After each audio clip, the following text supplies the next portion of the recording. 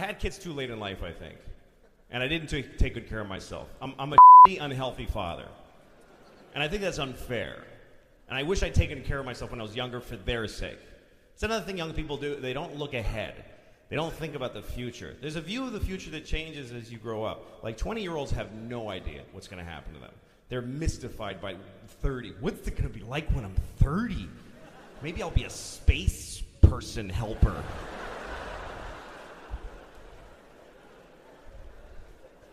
They don't have any idea that when you with your body, you're ruining the parent that you're going to be. If you're 35 and you're out of shape and you don't have kids, don't have kids. Because it's not fair to them. My kids deserve a 25-year-old father with a kid on his shoulders going, whoa! Whoa, I'm going to get you! I'm going to get you! I'm so not that guy. I'm not even the cool salt and pepper dude throwing the football through the tire on the Viagra commercial. I'm not even that guy.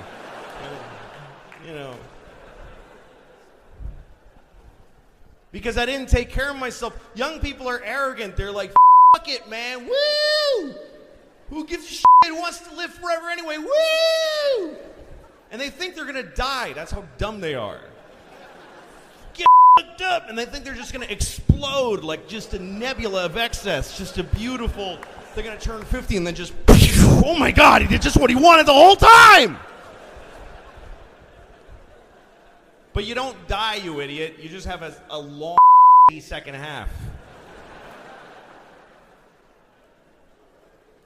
You get to like 38 and you're like, ugh, I'm uncomfortable a lot of the time.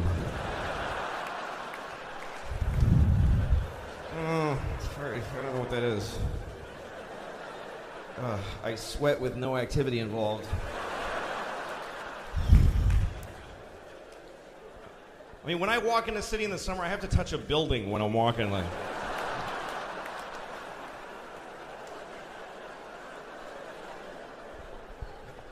and I got 40 more years of this shit. I'm not dying.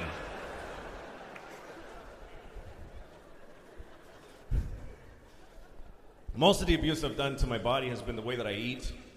I've only learned recently that food is supposed to be fuel that enables you to do things.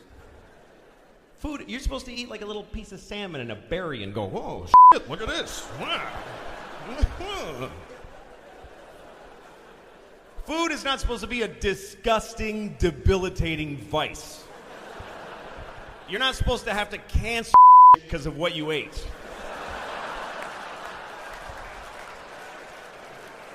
Just clear the day so you can take the hit from what you put in.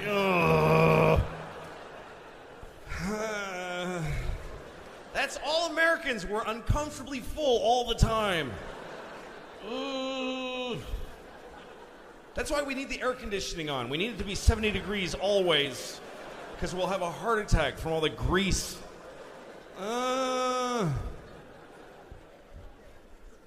Do you know that it costs 10 times the fuel to air condition our homes than it does to heat them? Did you know that? 10 times the fuel, just for comfort. How shocking is that? Especially because it's not true. I made it up. But it's fun to...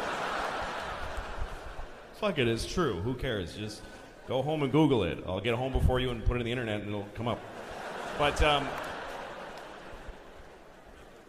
we eat too much as a nation. You ever go into like a real American restaurant like Applebee's and everybody's just in pain at their tables, just...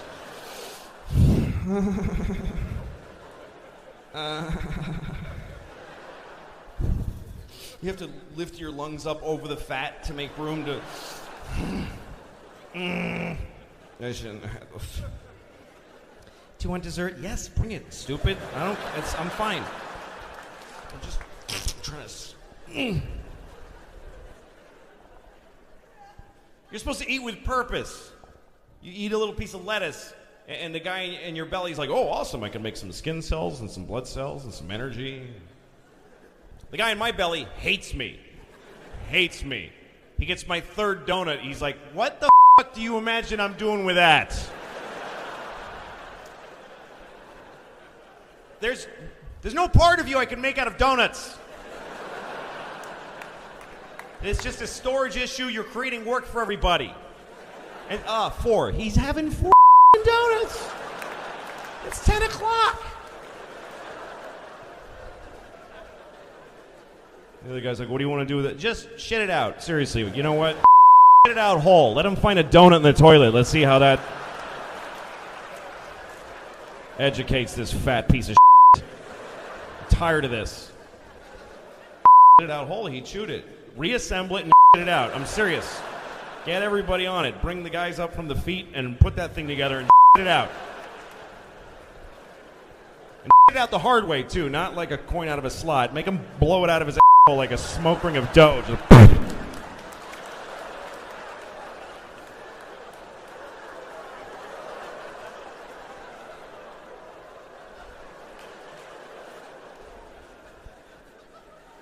I just a coconut donut. It's perfect.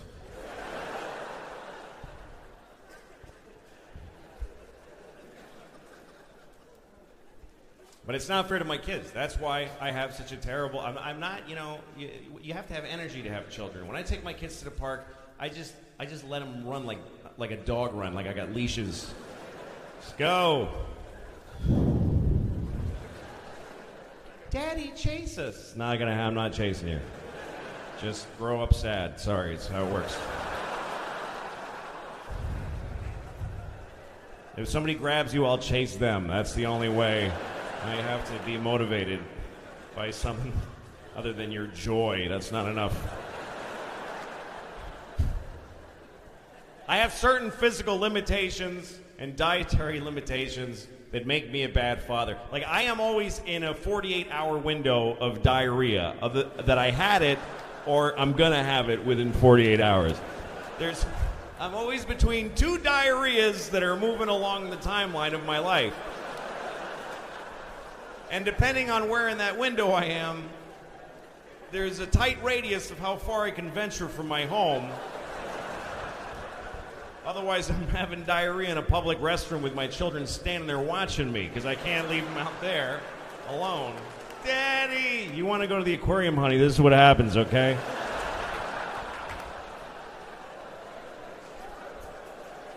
It's not fair to them. It really isn't. And when you're not in good shape, you're less patient of a person. Well, we were doing the walkover, which we probably should have broadcasted today. Louis C.K. was telling us a horrific flying story. We told our little story, which now sounds like a cute little airy plane ride. Yeah. When we had to fly in during the storms into a Newark airport. After our Vegas show. After the Vegas show. And it was quite the bimpy ride on the way in. We hit the wall of clouds, and then it was nothing but pure whiteout clouds until we broke through. The ceiling was probably at 800 feet. Mm-hmm. Well, Louis flew an airline I would not fly. Really? No. United? I don't with United. Why?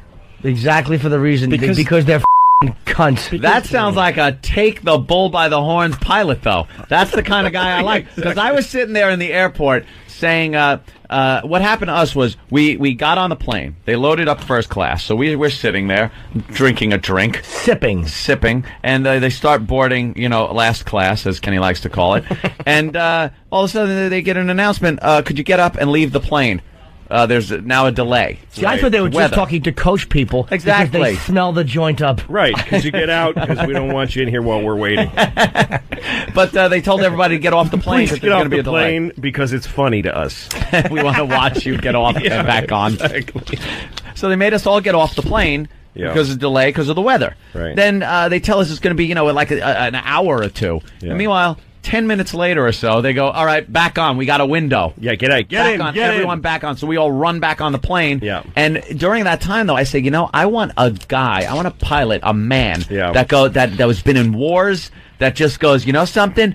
F*** this. Yeah. I've flown in this shit before. We're going for it. Right. Well, that's what I have. And just think you have that. Yeah, no, sometimes you get a pilot who says stuff like, I had a pilot once who said, they're not letting us take off. LA's locking down because of the weather there, but I anticipate that it'll clear up by the time we get there. So I'm actually telling them we're going to Las Vegas. I've had a pilot say this, and then we'll reroute. You're lying to the tower? Don't lie to them. Control, we're going to, Las Vegas, Colorado. Is it Nevada? Nevada. Las Vegas, Nevada. Yeah. Well, we might take a turn somewhere before that. We're going to Los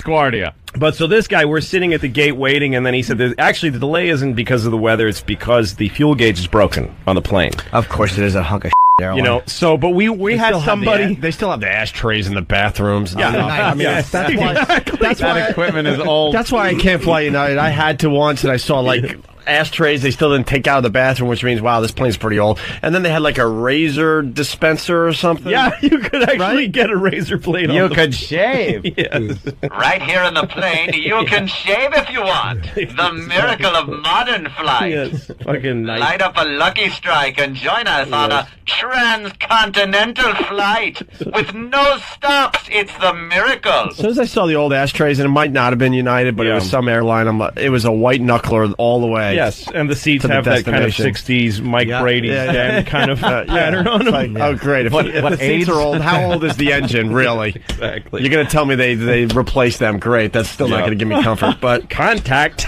Contact. And the engines are made from space-age polymers. Yes.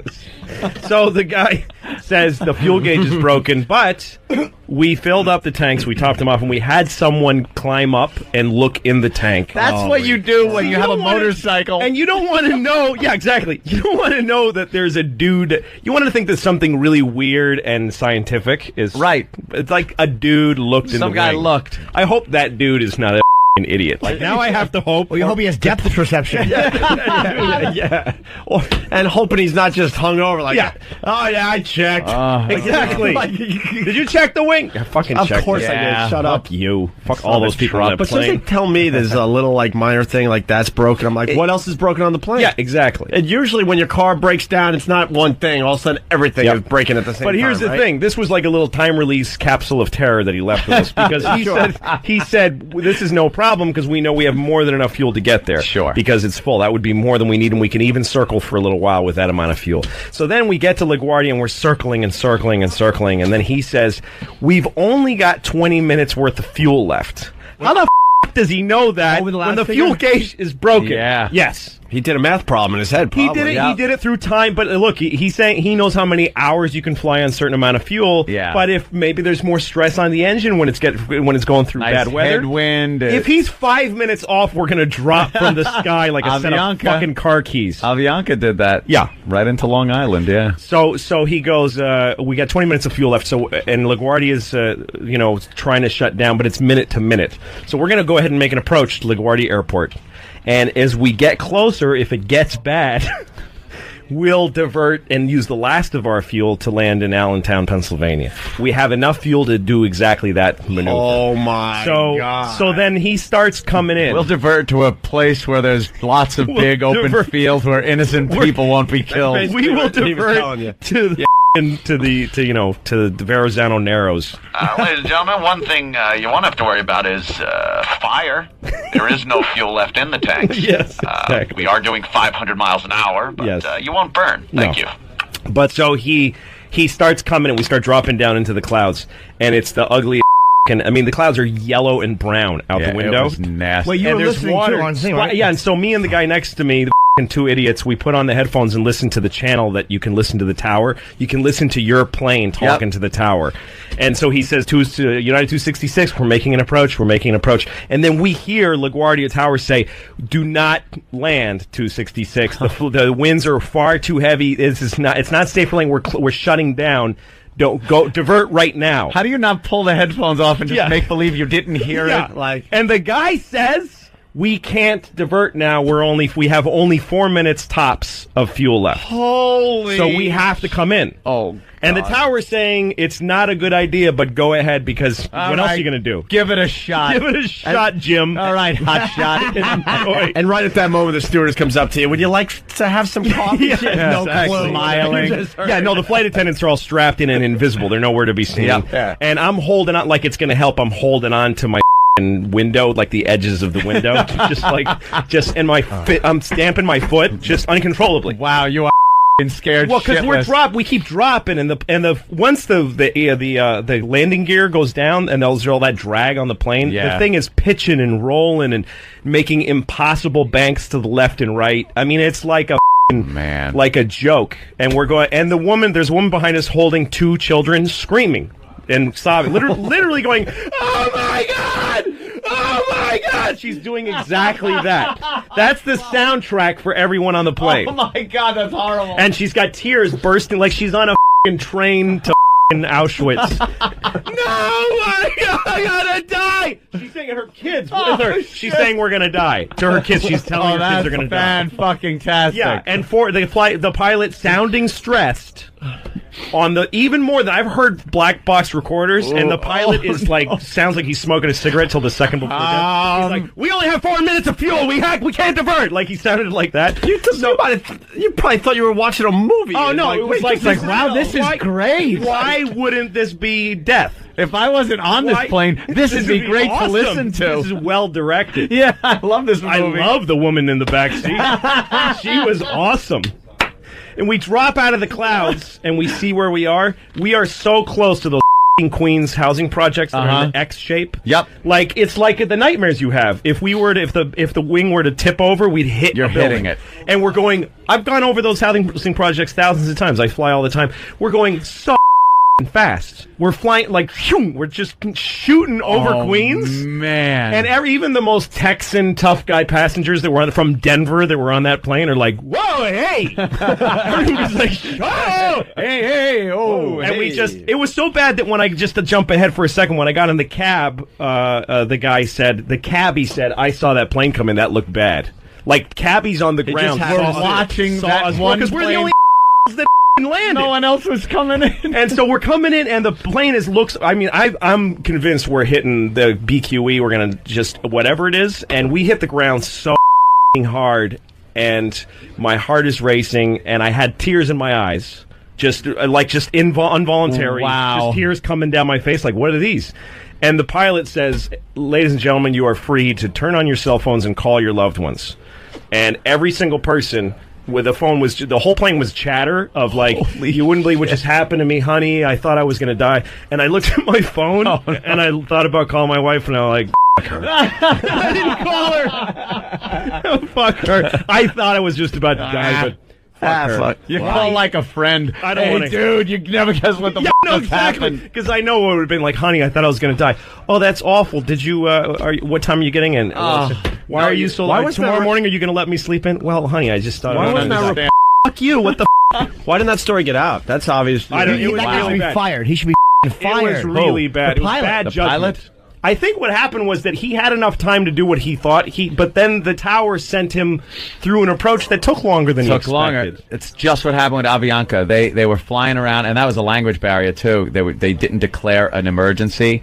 They declared something that was just under an emergency. Yeah. So they kept diverting him from airport to airport and making him circle, and the plane ran out of gas. Yep. And the people that survived the crash were like, all of a sudden you hear this silence, and all you hear is the wind wishing over the wings. Whoosh, whoosh, no more. Whoo. And you know how the noise of the engines kind of cancels out noise in the cabin? Yeah, no. You hear everything. Yeah. You hear the people in the back row if you're in first class, and just.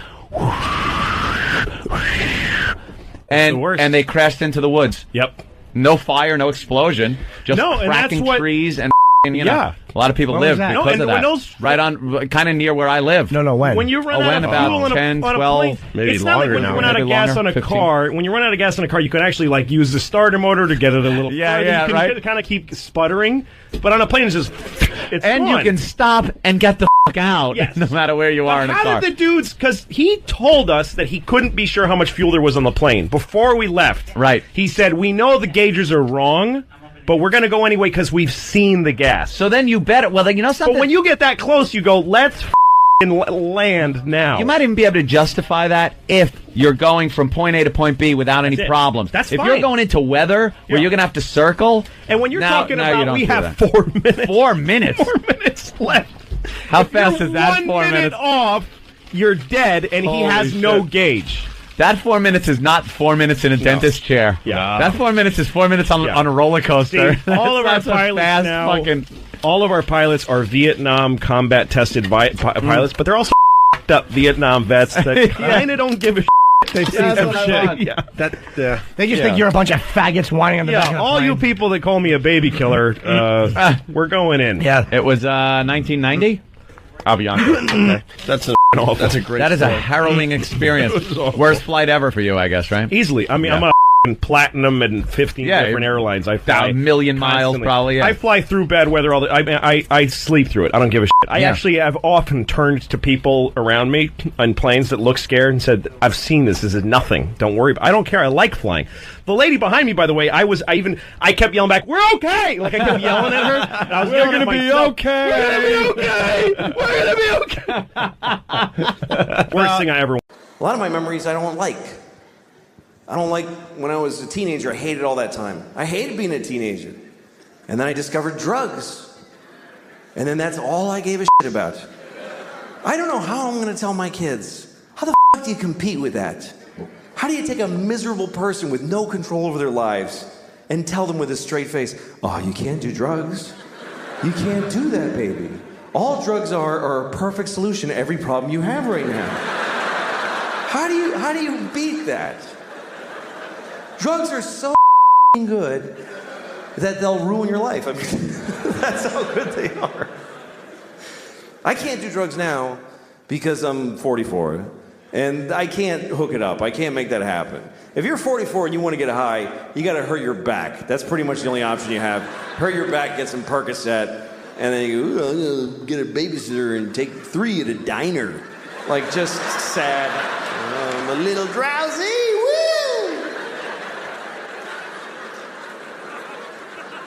I never really could have like I wish I was a drunk. Like that, I love romantically the idea of being a real drunk in my bathrobe all day. Everybody who loves me is always crying. He's destroying himself. I can't watch anymore. Showing up at my kid's school play halfway through. "You show who you are, baby!" I wish I could be that guy. But I can't drink because I just get tired. I go to sleep. I don't know how people drink and then do shit. Like when I see movies or TV shows where there's people in an office having a power meeting and they're clink, clink, they're making a drink in the daylight with a tie on. "Well, Senator, hope you play ball with us in this construction deal, if you know what I'm saying." "Yeah, well, I'll see what's in it for me." How is the next scene not all those people just lying on the floor like, "Oh, fuck. I can't believe I drank whiskey at noon."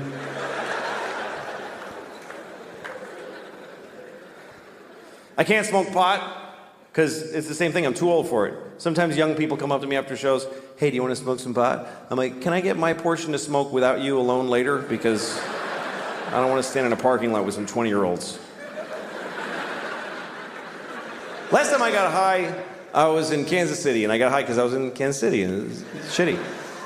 So after the show, so these kids that worked at the club, they're like, "You want to smoke some pot?" I'm like, "Yes." So I'm standing in a parking lot with these kids, like 20 years old, and we're smoking a joint. And I'm taking huge hits because I had no idea.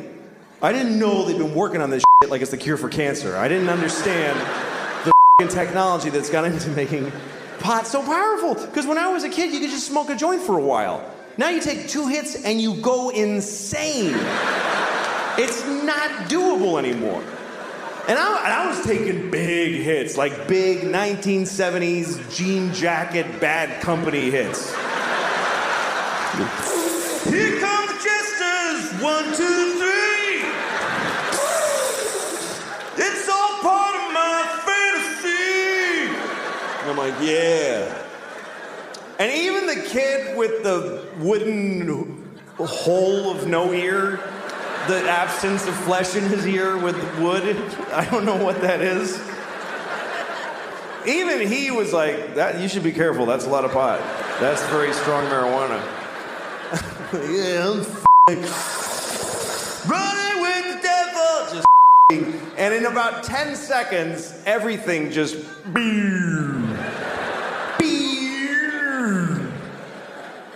and I'm like, "Oh,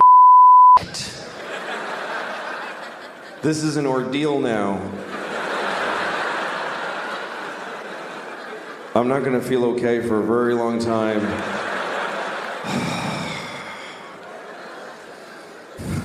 And everybody's just standing around and talking, and I'm hoping, like I'm really hoping, that I look like this.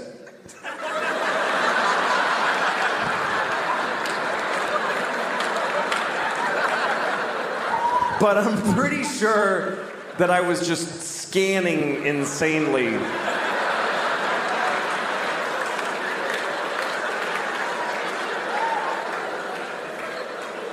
I was actually counting, like, look at her for 5, 4, 3, 2, 1. Switch to him. 5, 4, 3, 2. Randomize. Don't go in the same direction. 5, 4, 3. Nod your head. That looks like you're listening if you nod your head. Ha ha ha. And at one point I realized I need to get out of here because the air is hitting my arm weirdly and they can tell. They totally know that I'm not handling the way air is touching my arm right now. Why am I doing that with my hand? That's weird to do that with your hand. Nobody stands like this. Nobody stands like this. Just no, that's also, that's weird too. That's crazy. Just, shit. I gotta go. But I didn't know how to leave because I had this dilemma. We're all standing in a perfect circle facing each other. And I thought it's gonna be insane if I just turn I'm one person with my back now. Do I just back away like this and hope that they fill in? And then I thought, no, say something. Say something out loud to them that smooths the transition of you leaving. Okay, what do I say? Pick a thing to say. Goodbye. That's a nightmare. That's just goodbye. That's not even, that's just noises. Finally, I walked away and I said, I'm leaving! And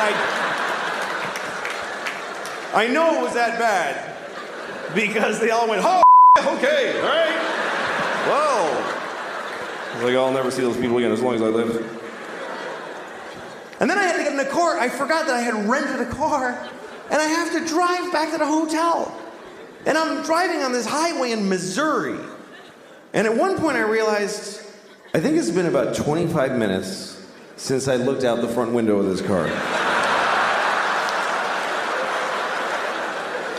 I've just been dealing with shit directly in.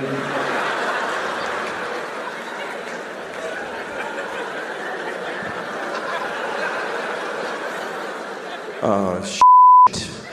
There's a whole spectrum of responsibility out here. I'm supposed to take part in this.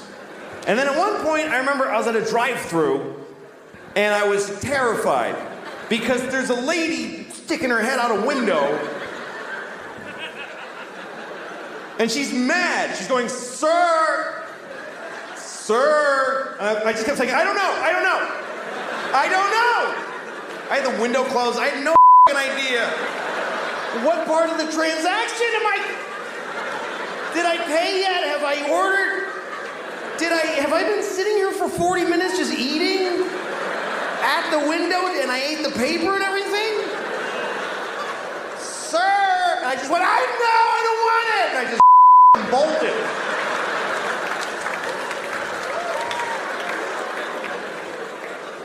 So I can't do that anymore. Right under her breast. Yeah. And Katie Couric actually had to cover her mouth and go, oh my God. She had to cover her mouth. Yeah, they came back and she was in shock. It was wonderful.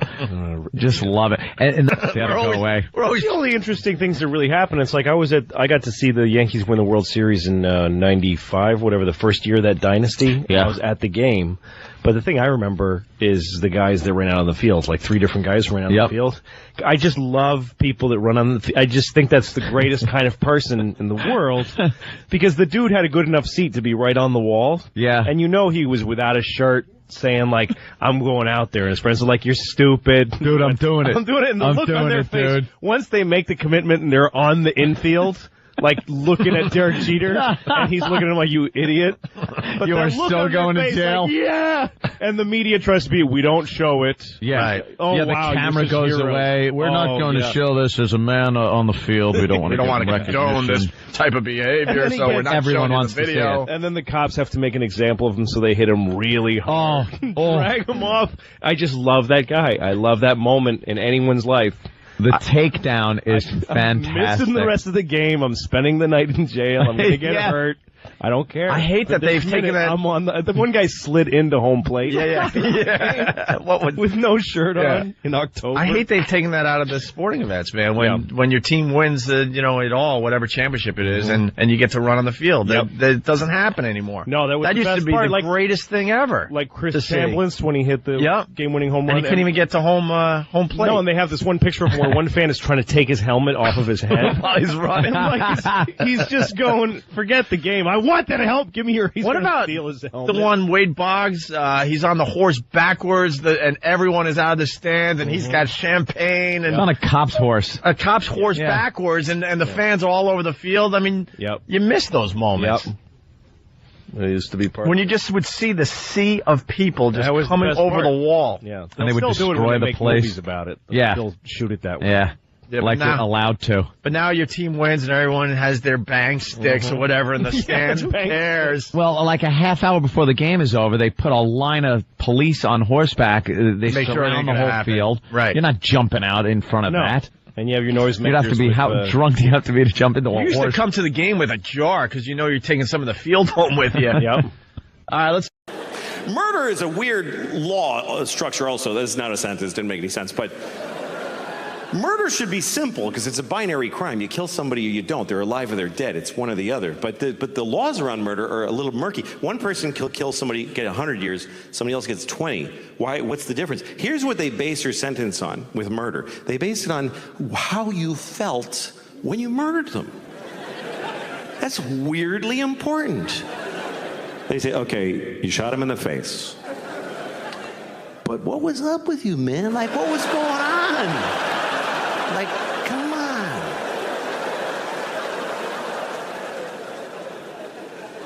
I think if you murder somebody, your sentence should be based on how old the person was that you murdered.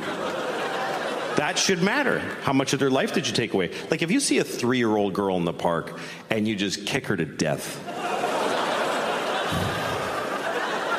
It's a hypothetical. Grow up. It's a hypothetical. I'm not asking you to go do that. I'm just asking you to just really imagine just kicking a 3-year-old till she's dead.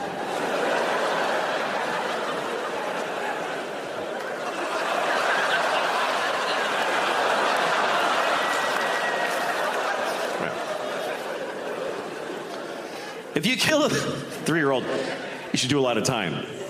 You should do a lot of time, unless she's got like diabetes. You got to work it all in. But what if you kill somebody who's like 98? He's 98 and he's like in a hospice. He's not even good 98. He's in a hospice. You know what hospice is? It's like a hospital where they don't try to help you. And say there's a guy and he's like 98 in a hospice. He's got cancer and AIDS and COVID. And he's like, and they just unplugged him. And right then you walk in.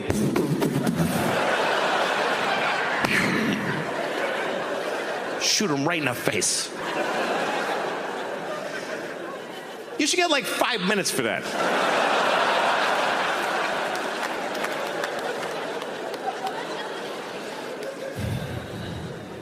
I was thinking about that today. I was, because I'm going to see my dad next week. And my dad, let me tell you something, okay? My father is not in a hospice. My dad is in a facility being kept alive. For whose benefit? I don't get it. It's just and they just put food in and just, come on, keep going. Like, what does he have, a secret he hasn't told yet?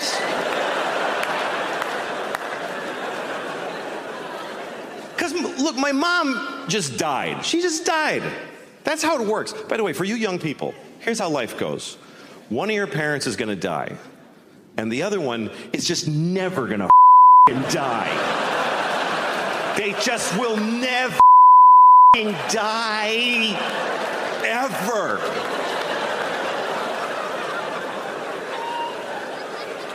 And guess what? It's not the one you wanted. Nope. It's not the one you wish to have kept.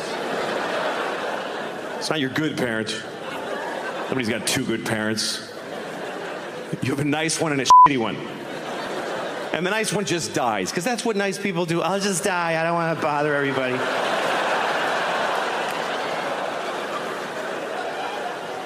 And the shitty one just hangs in there. Yes, I'm still here. Another day of this. Why? What the for the long life? You can live too long, I think. You can live too long. Some people are 100. Get the out of here. Nobody knows you.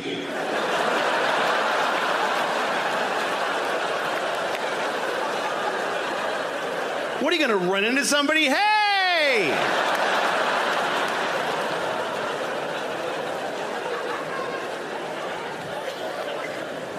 Some people are even older. Some people are. You ever read about the oldest person in the world? There's always an oldest person. And sometimes you read about them because the other one just died. That's when they tell you that there's a new oldest person. Last one I read about was 114. 114. He's a teenager after 100.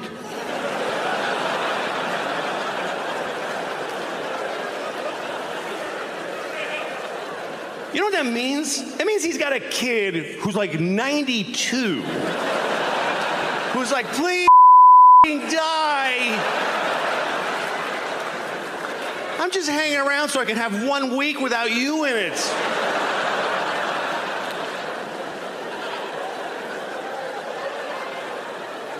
Comedians have gone up against Louis. Yeah.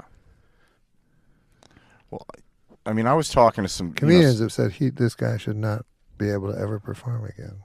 Yeah, I mean, they all come. If you're a murderer, I'm sorry. No, go. I'm sorry. But if you're a murderer, you go to jail, and they let you off, 20 years later, and then you try to get a job as a busboy. And if the guy says, I'm not hiring that guy, he murdered, and you go, but he did his penance, and now you give him a job. That's the humane thing to do. And people go, well, what about the murdered person? And you go, well, of course, he got worse. Yeah. The guy that lost his life, he's doing worse. But it doesn't mean you can't forgive or it's impossible to forgive. I also don't feel anyone owes me an apology in public,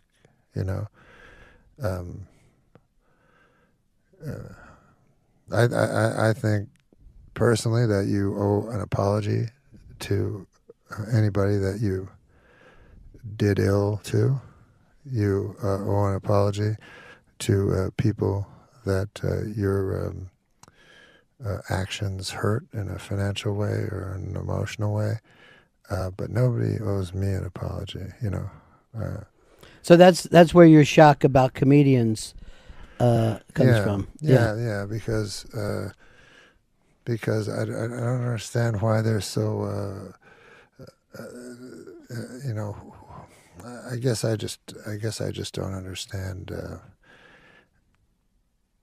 how there can be no rules. Mm-hmm. If the rules are drawn out and set down, then that's one thing. But I always thought the audience would decide whether you're an objectionable comic or even a good comic, And so Louis went up here at the Comedy Cellar, and the audience let him know. I don't know what happened. I wasn't there. But if the audience don't like him, then the club won't book him. I mean, that's how things work. And, you know, just because your heart can break for more than one person at the same time, you know, and a person can do a bad thing and you can feel sorry for that person while feeling worse for the person that had the bad thing done to them. This is all so self-evident. It's hard for me to unpack, but I wanted to use the word unpack. Hey, this is interesting. The other day, a guy told me to a bag of dicks. That was interesting. I never heard that before. Total stranger told me to a bag of dicks. A whole bag of them. He was angry. He didn't just, you know, a bag of dicks like a greeting. You know. A bag of dicks you too, sir. Thank you very much. Yes. It's a lovely day for several bags of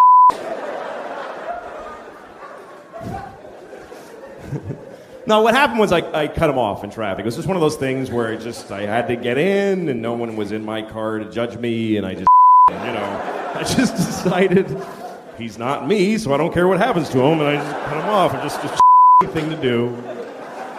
And it was bad because he was coming fast because he didn't imagine in a million years someone could be that big of an asshole. And so when I did it, he had to slam on his brakes and his dog went in the windshield. It was really very bad. Very bad. And the worst part is when you cut people off, they don't vanish. They're behind you now. So I'm looking back and he's like, he's so mad.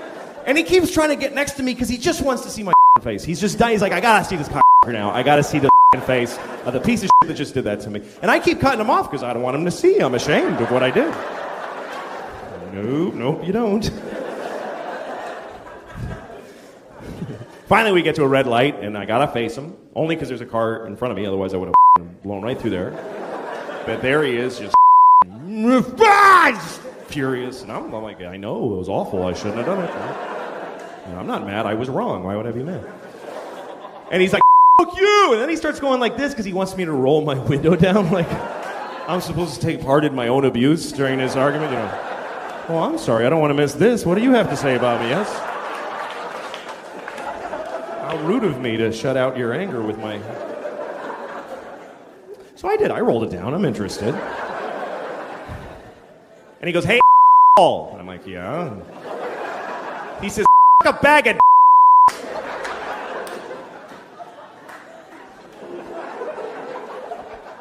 And then he drove away. And I was kind of sad that he drove away because I had a lot of questions. That concept of in a bag of it's just weird. Like, first of all, when you picture a bag of what do you see when you picture a bag of Is it like a plastic bag and they're all mushed in together like chicken parts and with a date written on it with Sharpie, keep it in the freezer? Or is it like a paper bag and they're sticking out like baguettes, kind of like you went shopping? Bringing home a bag of for the kids? Here you go, Susie, take a blue one. You know, like a little... I don't know, they were hanging in a window somewhere. Give me two of those. And how do you a bag of What does he want me to do? Does he want me to take a bag of and it, like the side of the bag? Or does he want me to open the bag and each individually and throw the used ones in a bowl like edamame shells, like that?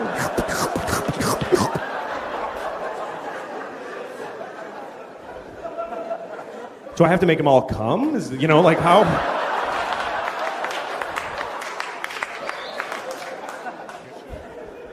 I don't know. I never even one, so it's not an area that I understand. I've never. Isn't that weird? I've never my whole life. That's weird to me. It is. It's weird. Because almost everybody has when you think about it, most people on Earth. It's true. Because 51% of the population are women, and they then there's all the gay guys that then there's all the straight guys who have been forced to under various circumstances. So there's only like 1,000 of us out there who never blew anyone. Just a bunch of selfish that are getting blown and not blown back, you know? It's like that's what people do. We all and I haven't done it. And I don't have like a big reason not to either. I don't have a policy against it's not something I'm against doing. I just have never seen a dick I wanted to That's really what it comes down to. I've never seen a penis that inspired me to it. Every I've ever seen has bummed me out. I hate him. I hate him. They ruin my day when I see him, but that's just so far. I mean, how the do I know? There might be this guy right here might have a beautiful this guy, if I saw his I might go, oh, that shit's going in my mouth right now, and I'd have to blow him. And hold him down and blow him. That's the kind of, I would like rape blow people. That's what I would like, hold a guy down and blow him to spite him. That's the kind of shit I would do. Just to, you know. I'm just saying I'm not prejudiced. I haven't seen that many. There's billions, literally billions of in the world, and I've seen like 40 at the most, so how the would I know? What, is that too many? Yeah, that's too many, right? 40, Jesus Christ. I'm only 39, it's a year plus another one. Why am I saying 40? That's a lot. That's like 2 bags of right there, at least 40. All right.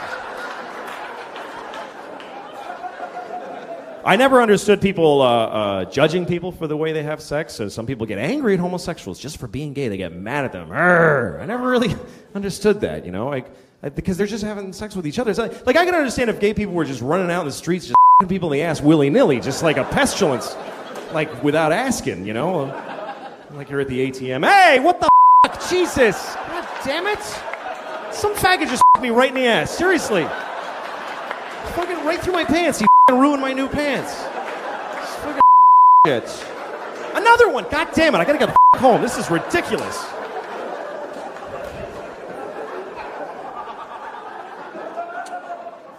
But they generally don't do that, so I don't know what the problem is.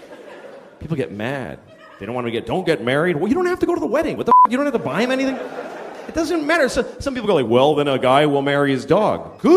And I hope he blows his dog. Who gives a shit? It doesn't matter. It doesn't have any effect on your life. What the do you care? Or people that try to talk about like it's a social issue. Like when you see someone stand up in a talk show and say like, how am I supposed to explain to my child that 2 men are getting married?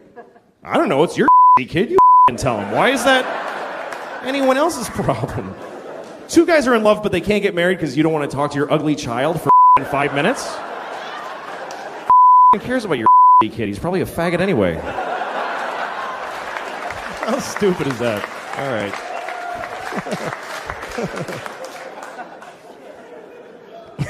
Stupid. I don't know. The only thing that bums me out though is that you're not supposed to laugh at gay people when they're funny, because sometimes they just are. They're funny. Like I lived in New York for a lot of my life, and in my neighborhood everybody was gay. And it you know, some guys are just a guy walking down the street, but some gay guys are a guy in little shorts and a half shirt and, you know, combat boots spray painted green and a whistle, and he's standing on the corner going, "Hello, hot outside." That's not a stereotype. Those guys exist by the thousands, and when I see them, I laugh really loud. I just do. And people are like, don't laugh at him because he's gay. No, I'm not. I'm laughing because he's f***ing weird and silly. He's hilarious. How am I supposed to react? Hello? Oh, hello. Hello, yes. Seriousness is, yes. It's stupid. A friend of mine sent me a porn the other day. Folks can just send you pornography now. It was a porn, it was 2 old men. Like really old guys. Really old. And they were sucking each other's cocks. Like really sucking each other's cocks. They were so old. I was surprised they were doing anything. But there they were. One of them is like sitting on the edge of a bed and his socks have fallen, you know. And the other guy's on his knees on a pillow, and he's just fucking blowing the guy. Then they switch places. I watched long enough to see them switch places.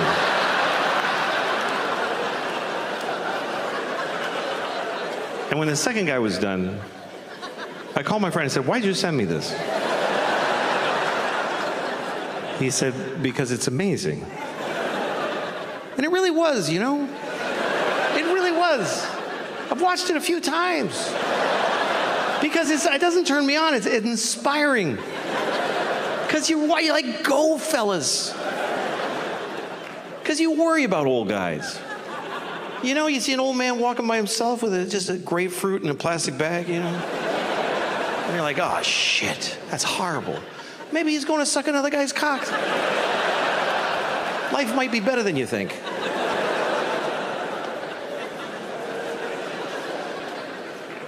It's interesting because porn used to be like you go find your thing, you know? But now you go to a porn site, it's everybody's stuff. You can put in a search word to narrow it down, or you can look around. Find new things. I saw a fart porn one time. It was a fart porn. I never thought I'd be turned on by farts. I'm not interested in farts. Farts are okay. I'm farting right now. I've been farting this whole time. And I didn't want to watch it because it was a fart porn. It was because of the title. The title is what got me. The title was, Nice Girl Farts in Your Face.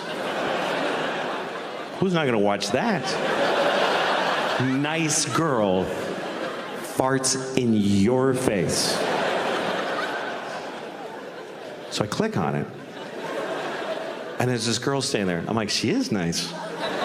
She's totally nice. Just a nice girl standing there. Pink sweater with little blue buttons on it. And she's looking in the camera and she says, hi, I'm so glad to see you. And I was like, wow, she made me feel good, you know? And then she turns around like she's reached, she goes, I gotta show you something I bought. And she's reaching up and all of a sudden, and I was like, oh my God. I mean, it was in the title, I knew it was gonna happen, but I was like, oh my God. She just farted right in my face. She seemed so nice. But the best part is when her reaction, because I thought she would be like, that's right, I farted in your face. But she wasn't. She was like, oh my God. Oh my God, I'm so sorry. I can't believe that happened. I've never been that hard in my entire life. I was so excited. Because I realized it's not really about the fart. It's about the shame. It's about the sexy shame of a truly nice girl who just thunder farted right in your face, and she regrets it. Here's the worst part. I can't find one that good again. I can't. They're never that good. I've been chasing the dragon on this fart porn for months. It's just always some bored chick. Hello. Like, come on. Tighten it up, would you? A little bit?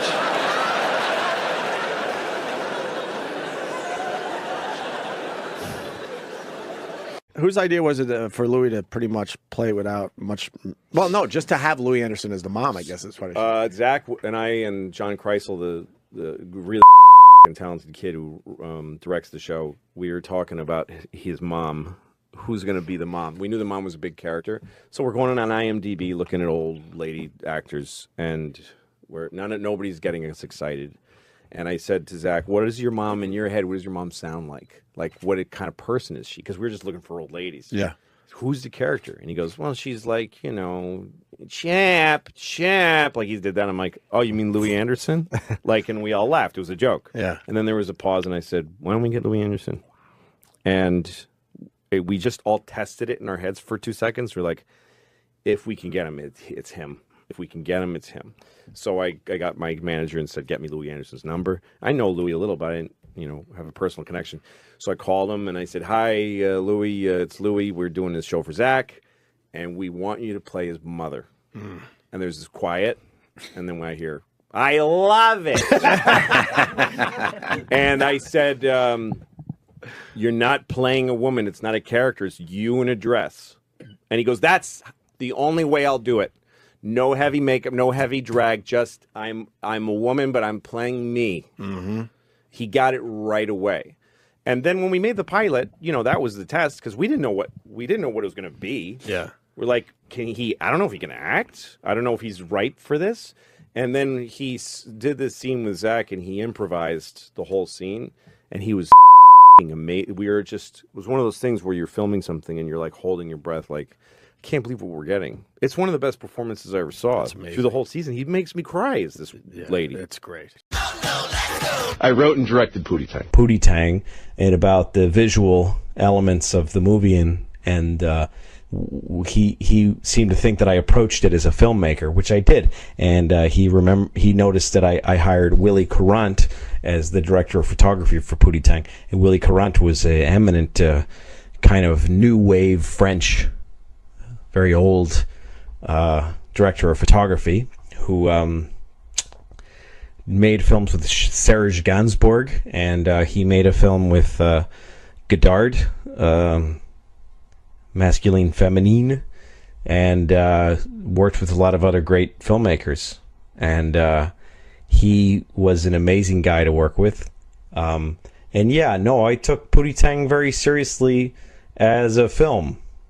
I wanted to be a film director and direct a real movie about a guy who talks in a undiscernible language. It wasn't, and actually I probably wish it was more of a tough sell, but yeah, it was supposed to be just a weird, quirky movie made for a small amount of money, but then people got excited that it might be a franchisable character, so they put a lot more expectation. Yeah, I think that's. I mean, when we were shooting the movie was a great time, but then they started coming and visiting and saying how great they thought it was, and that was really scary. So later down the line, when we were editing, they had a lot of you know high number expectations of it that it never could have achieved, but their process of trying to get it there was very painful to the film and me. But but overall, it was a good thing to happen. They took me off the... Well, I had already shot it, and it was during the editing process. They hated my cut. They fired my editor, got another guy, and let me do one more cut. I made that movie exactly the way I wanted to. It was and in cutting it, I found out, first of all, that I had made a flawed movie. Like, it wasn't good. Yeah. I didn't make a beautiful movie that Paramount destroyed. I made a flawed movie that didn't really hang together as a feature. I would, with the wisdom I have now, I would have, if I were them, just let it be released the way I made it. Yeah. And just see what happens. It wasn't a big risk. It was a $3 million movie. Yeah. And Chris Rock was in it. Yeah. It made its money back the first weekend. It was fine. Yeah. I would have just let it go because they wasted an enormous amount of money. They recut for almost a year. And they just poured money into it trying to make it better, and it never was going to be any better. It just got worse. Yeah, Pootie Tang was the character we did on the Chris Rock show. Well, Chris asked me, do you think there's a movie in that guy? And I said, that's a little nutty, but I'll try it. I wanted to make movies, yeah, very badly. I remember that point. Right. It was a great moment in my life. I got brought, they summon you. I got flown out to L.A. First class. I have no idea. Well, I smelled something, but they took me to Paramount, those gates. It's like you feel like that you're going to the White House, and I went to John Goldwyn's office. He was Samuel Goldwyn's grandson. Sure. I was in this big office, and I used to drive by the Paramount lot thinking, I wonder if I could ever get in that gate. And here I'm in John Goldwyn's office, Samuel Goldwyn's grandson, going, this movie is horrible and unreleasable, screaming at me. And I should have been thinking, oh, this is the death of my career. But I was just thinking, wow, gee whiz. This is Hollywood. Yeah. This guy is, powerful, and he hates me, and, wow. And and so I'm in his office. I'm in the most important office at Paramount. He was running the studio at the time, and I remember I walked in, and he's shaking a little. He was so mad. And he just unloads. Everybody was there that was involved in the movie. He just unloaded on me and said, this movie is unreleasable. You have wasted my money. This is irresponsible. I have a problem with everyone here. And then this guy who was the president of MTV Films, they said, well, John, I don't think you really got the film. How dare you say that to me? He started screaming at company presidents because of my movie. His voice was shaking. I guess, well, you never made a movie. He hated that deeply. But the thing was that ran down like details. It's like, oh, and then why would a man who shuns every woman and makes a beautiful woman drink milk from a saucer on the floor fall for such an ugly, disgusting pig of a floozy? And he was really angry that Pootie fell for the woman that he did. And I said, wow, you really paid attention. You really got into that. He wasn't going like, what do we waste our money on? He didn't like make calls during the movie. He watched and he said, no, that's wrong. And so I was very proud of that. And Pootie Tang would never do that. No, yeah. I mean, it hurt. It was like it was Pootie painful better than you knew Pootie. To go through that and then get kicked out of the editing room and just you feel shudders in your body. Wow, these guys don't mess around, but it's The kind of hate like, is real. Yeah, but it would be like if Mike Tyson like kicked your ass. Part of you would be going, "Oh, cool, it's Mike Tyson. This is what it's like to get my ass kicked by Mike Tyson." I'll never forget that moment because I feel all I wanted to do was make movies at the time, and that was being destroyed by Samuel Goldwyn's grandson. And I'm sitting there, but a part of me was outside of my body going, "You are in the Paramount big office being yelled at by how cool is this?" Really, you were able to? Yes, I was able to enjoy it. You turned it into a positive. Absolutely, because who gets to have that very rare, beautiful experience to get to have? I didn't like what eventually came out. I liked what I showed him. What you showed him, right? And then they. And one fixed thing it. you know that I never felt too bad about it because he was very passionate about the hate, and he. To me, the key is like surviving failure is it just turns you. It's a very great experience. Tell me about it. Because yeah, look, I went through all of that, Howard, and they killed. The press. I mean, I grew up watching Siskel and Ebert on PBS. When it was that show, and so I always dreamed when I was a kid, someday Roger Ebert and that other dude who's dead are going to look at me through the camera and say something about my movie. And here was Roger Ebert saying, Pootie Tang is so bad I don't even understand what it is. This isn't even a movie. It's not even complete. Yeah, he was like so hateful. And I'm having the experience of becoming famous for making a movie everyone unanimously thinks is awful, including Robin, who I grew up listening to and loved. Right. Because none of the pain you experience and stuff like that sticks with you, really, if you're smart about it. It just goes away. And all that's left is that I got to make a movie. Right. And even the worst parts of it were just fascinating. To be on the inside of a movie and go under siege, it was fascinating, because I never thought I'd get that opportunity. Because Chris was in it, and he was hot. Right. Yeah. And, it made its money back, and I get good checks for Pootie Tang. It's doing really well. Yeah, it's a cult hit. People dig it. Wow. I can't look at 2 minutes of it, because it just turned into a train wreck. But I think it might have been a good movie if we had done it all one way. It's just that they wanted to backtrack and try to do something else with it. And, that kind of stuff. But the thing is that going through that, though, Howard, and getting through it, and then a few months later realizing I survived that was really hard, but I feel fine. It doesn't stick to you. But I'm so much smarter, and I think that my show now totally is succeeding because Pootie Tang failed. I swear to God, it wouldn't have happened without it. Chris and I are very good friends. Oh, good. Okay. And we've wrote a movie together since then. We've done a lot of things. I think we had one phone call where we were like, Clinton and Gore after the election. Whose fault is this? But no, but there are people that moved away from me, and they're all reading about me in the trades. Having my own show now. Well, you learn what beatings life can give you, and then you go, well, I'm not afraid. And I thought when I did this show, I might get the shit kicked out of me again, but I've had the shit kicked out of me. No, when I was making Pootie Tang, when we were in pre-production, there's this producer on the movie, Cotty Chubb, and he was like my right-hand man. He was doing everything for me. And Chris came up to me and said, that guy's going to take the movie away from you eventually. Oh. And I was like, that's crazy. He's my partner. This guy's got my back. And he goes, no, that guy is going to eventually take this movie away from you and kill you. And it's exactly what happened. Wow. Like, he just knew it. He didn't even know the guy. He saw the two of us talking, and he's like, yeah, that's the guy. That's the guy they picked to watch you and help you, and then in the end, he's going to screw you. And that guy did pry the movie away from me and me hard in the ass. He's good enough now at the game to go. He just goes, oh, that's that guy who does that. And now I'm that way. Now I can do that. There's a guy with a nervous laugh who will sell you out eventually under pressure. Yeah. There's the dude. There's like all kinds of people. There's the chick. There's the woman who takes during a meeting, she takes off her shoes and then sits kind of cat-like and says how much she loves you, and she'll eventually f*** you up the ass with somebody else's. She'll rip off some other guy's and just put shove it on right the end of your a broom ass and shove it up your ass. But you learn the players, because the thing they're not good at is changing shape or tactics. They're not shape changers. No, they're not. They're just obvious. Vicious, but they're not. You can walk around them once you learn the greatest. terrain. I wish I could find the tape from when I did Pootie Tang. There's a part in the movie where he makes a hit record, but it's silence. Mm-hmm. There's no sound to it. So there's a montage of all these people reacting to it.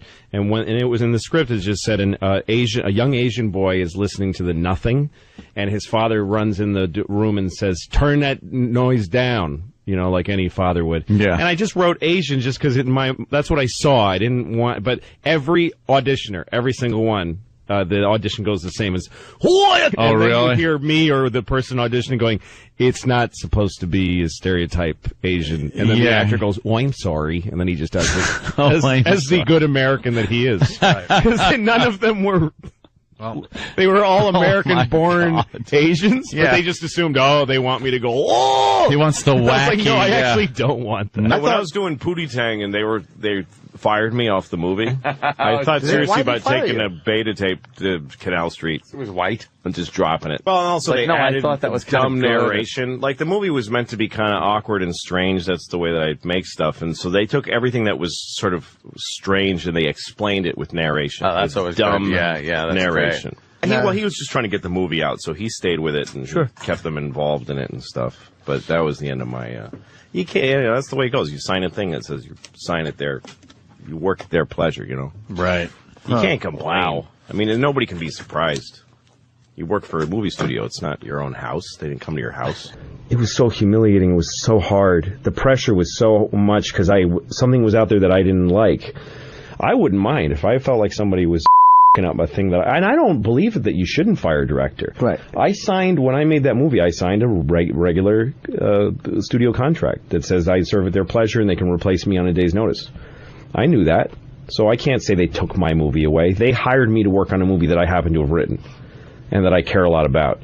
But I got thrown off because I wasn't doing what they wanted. That's the way it works. I had a meeting with a big director at the time who told me some things that you can do. One thing he said is when they take the movie away from you, it's inevitable. It happens to almost every movie that the director loses control during the editing. But the thing you can count on is that the studios don't have any better ideas than you do. And they don't really want to edit. They don't enjoy the work. It's your idea. You have the creativity and you like it. They don't like it and they don't know how to do it. So they'll, just to be protective and, territorial, they'll take it away from you. Let them take it. Don't fight it. By the way, I was at Sundance Film Festival and Matthew Perry, I met him at we were at the bar of a movie party, and it was a free bar. They're giving free drinks. But anyway, this one brings us our drinks. He got a Diet Coke and I got a whatever. And so I give her $20, the bartender, and he goes, whoa, it's free. They're free drinks. And I go, yeah, I know. I'm giving her a tip. And he goes, he's totally serious. That's way too much. You're giving her way too much. Dude, friend's money. I'm like, I'm fine with it. And he goes, no. Like, he's literally taking my arm and, like, keeping me from doing it. And the woman goes, he can tip me whatever he wants to. And I go, yeah, man, it's okay. Holy I've been getting free drinks my whole life. What I'm a a comedian. jerk You off. pass that on, the savings on to the wait staff. You don't just pocket the... But this guy has literally probably close to $1 billion. Especially in front of her to say that. And he's what a trooper. Anxious that a stranger is over tipping a working girl in Park City, Utah. That is a lot, though. 20 for 2 Cokes. Maybe he knew you were a little strapped. He's just helping you out. Yeah, dude, I've seen your show. Keep it. You're gonna need this. Cam right in the mouth and asshole. Douche. You know what, though? Weird Maybe, thing. you never know. Maybe that's some kind of Hollywood insider thing that they do just so people months or years later still talk about them. Right. You're planting little seeds. Like we're sitting there and you're he's got conveying nothing this out. story because he was an one day. Now he's on the radio. And He doesn't have a publicity. movie out or anything. Well, His career's done, isn't it? He's over. I don't know. Matt LeBlanc. Every time Matt LeBlanc was in a movie... That's a different guy. I went to high school with Matt. But every time he's in a movie, I'm like, oh, good, Joey got a part.